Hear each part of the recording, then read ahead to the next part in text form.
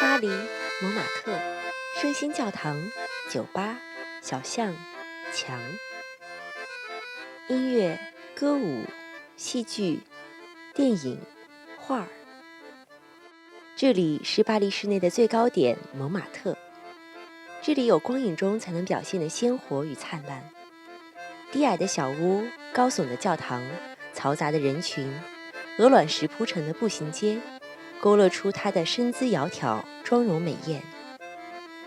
各式各样的图案、色彩、声音，将这里充填得如此饱满。它是如此的活跃，生生不息的力量不断地给人予以灵感，或是激发创作，或是沉醉其中。尽管它今天韶华不再，却因不变的容颜、纯欲的气息，依旧鲜活动人，容光焕发。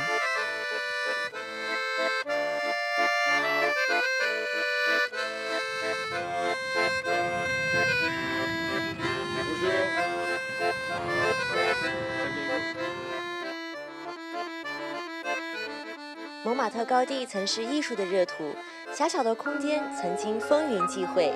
今天 Paris Sky 荣幸带您走进蒙马特附近的一家老店，它以怀旧唱片为主题，让我们一起去体验人类最早可以用音乐记录的艺术。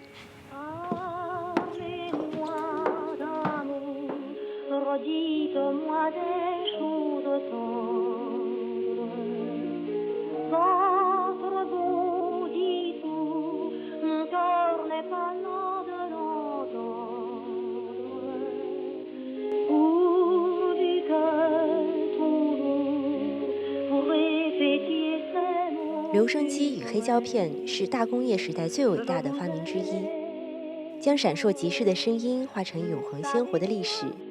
如今，黑胶是音乐爱好者怀旧情怀的显现，古旧的机器记录着逐渐远去的歌曲，那些已经逐渐退出流行的音乐，却因这些宝贵的收藏永葆青春。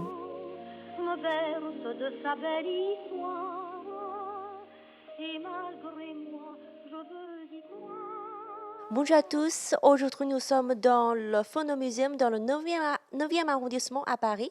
Je suis avec Monsieur Gérald Haro, responsable et conservatoire de ce musée. Bonjour Monsieur. Bonjour. Alors pouvez-vous d'abord nous présenter pourquoi il existe ce musée et pouvez-vous nous présenter un peu de ce musée s'il vous plaît? Oui, avec plaisir. Voilà, alors c'est le Phonomuseum, il a la vocation de présenter au public toute l'histoire de l'enregistrement. Depuis le début, ça veut dire on est 1877, enfin 1877, la partie expérimentale, et à partir vraiment en 1889, il y a toute l'évolution technique jusqu'à l'arrivée du CD et bien sûr le numérique aujourd'hui. Et l'intérêt de ce lieu-là, dans ce quartier-là, au 53 boulevard de Rochechouart, parce que c'était en fin 19e le lieu où il y avait beaucoup de théâtre, où il y avait beaucoup de salles de concert. Il reste toujours le Moulin Rouge, la Cigale, le Trianon, l'Élysée-Montmartre. Et voilà, c'était un quartier de musique. Et surtout, c'est la part historique par rapport à une invention qui reste aujourd'hui méconnue. Donc, vous vous êtes immergé dans l'enregistrement de musique depuis combien de temps? Vraiment à fond depuis une vingtaine d'années. Moi, j'étais aspiré. Vous voyez, c'est comme des fleurs, ça vous aspire. Et il y a une aiguille, c'est l'aiguille qui fait la lecture aussi. Voilà, j'étais piqué aussi. Voilà.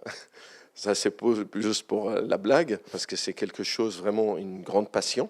Au début, j'ai commencé en collectionnant. Et après, ça a pris des proportions importantes.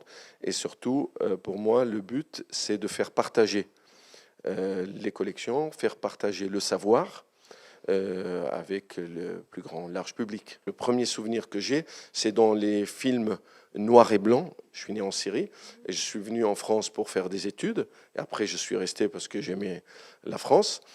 Et la première fois où j'ai vu une machine, c'était à Paris, dans une brocante. Voilà. et c'était pas terrible. Mais moi, comme je connaissais rien, j'étais content. Parce que quand on connaît rien, on a l'impression c'est uniquement la forme fleur, uniquement une boîte et un pavillon. Voilà. Et après, je me suis documenté parce qu'à cette époque-là, il n'y avait pas encore un lieu. Il y avait quelques expositions. Il y avait une exposition qui était très jolie que j'avais vue qui s'appelle De fil en aiguille.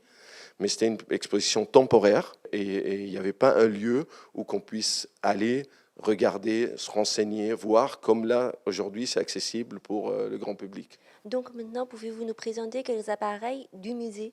Avec plaisir. Là, on va commencer par la boîte à musique. Alors, c'est ce qu'il y a eu avant les machines parlantes. Et c'est une boîte qui fait de la musique. Ça veut dire c'est que de la musique notée. Il n'y a pas de voix. Tous ces appareils-là, c'est avec les ressorts.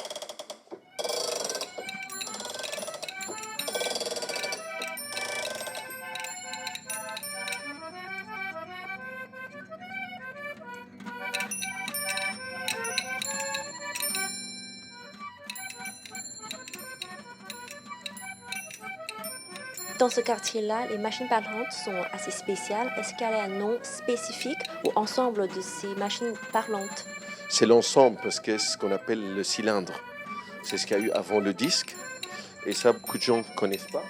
C'est comme ce qu'on voit ici.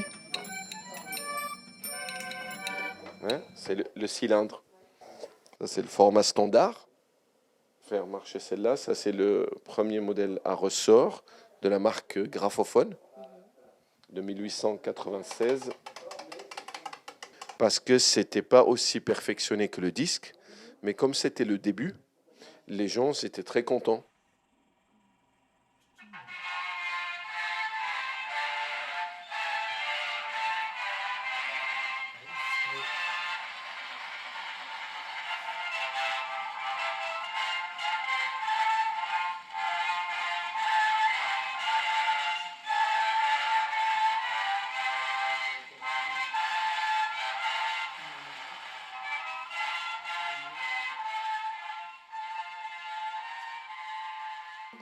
Et après, il y a eu le format concert, qui est beaucoup plus grand, pour donner plus de puissance. Ça veut dire sur la même piste, sur le même support, il y a la même chanson qu'il y a là, sur un support plus grand, du coup c'est plus fort. Comme ça on va voir la machine qui est là, qui est de 1900. Là c'est la forme du pavillon qui amplifie aussi plus que l'autre. Et quand on appelait ça des cylindres concert ou grand ou stentor, chaque fabricant a nommé différemment, mais c'était vraiment, on les mettait dans des salles de concert avec un pavillon beaucoup plus grand et les gens achetaient un ticket pour venir entendre la machine qui joue, pas l'artiste. Et c'était quelque chose vraiment nouveau. Boîte à musique et machine parlante.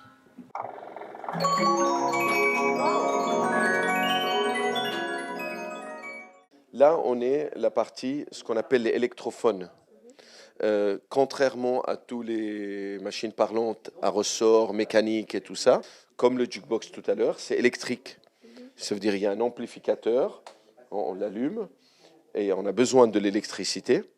Mais surtout, les électrophones comme ça petits, comme on voit ici, c'était l'équivalent de la PlayStation. Là, on va écouter un disque de My Way. Cette chanson était très connue en France par Claude François. Et là, c'est une interprétation en anglais. Sinatra également, il l'a. Et ça, ce qu'on appelle les disques 45 tours. Parce que tous les autres qu'on a écoutés avant, c'est des 78 tours. Hein? And now, the end is near. Voilà, And on so a I le got to réglage, face ce qu'on n'avait pas la possibilité dans les appareils anciens. Dans les appareils anciens, on pouvait régler le son par la taille de l'aiguille, ou des fois les gens y mettaient un tissu dans le pavillon pour fermer le son. Le disque est assez connu, je pense. a life that's full. Cette machine par rapport aux autres ici, c'est assez spécial. Pouvez-vous nous présenter un peu plus, s'il vous plaît? Ça, c'est un style complètement différent. On est en 1946 et ce qu'on appelait le jukebox, c'était pour les lieux publics, à monnayeur, Vous pouvez déterminer la somme qu'on doit payer. Et après, on sélectionne le morceau pour écouter. Et là, on va appuyer voilà, sur le chiffre 4.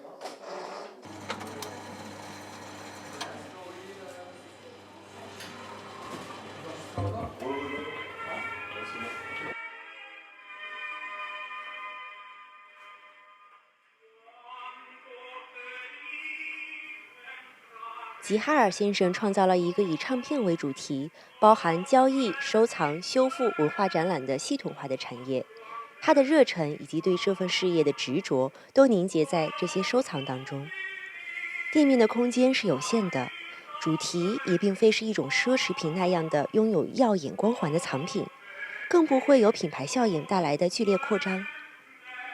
但是凭着钻研，他将自己所钟爱的事业建设成的这样多姿完整，最终聚沙成塔，在巴黎众多的古董业中脱颖而出，成为拥有一众拥趸的名店。在这里，我们看到了一个这样有意思的小册子，我想我们找到了一些真正的宝贝。C'est le catalogue qui est assez rare. Ça, c'est la réédition que nous avons effectuée. 这里蕴藏的文化不仅仅属于巴黎，它更是在1个世纪以前就与中国最经典的文化结缘。这本是1907年百代唱片公司专门为东方戏曲录制的一系列的唱片目录，它包括大都市地位的京剧，以及广东的一系列有名的曲目，比如第1页就记录谭鑫培先生的作品。作为享誉民间以及共同临界的大王，谁能想到这样一位在遥远东方威名远播的伟大艺术家，也能在欧陆文化首都巴黎留下这样一抹别致的倩影。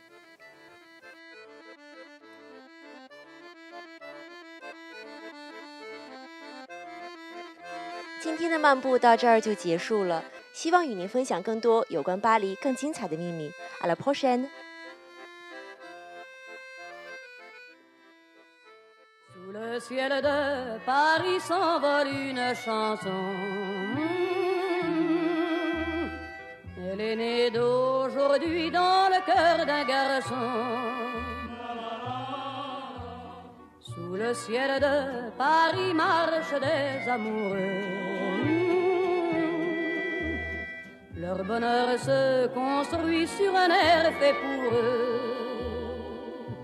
Sous le pont de Bercy, un philosophe assis, de musiciens, quelques badauds, puis des gens par milliers.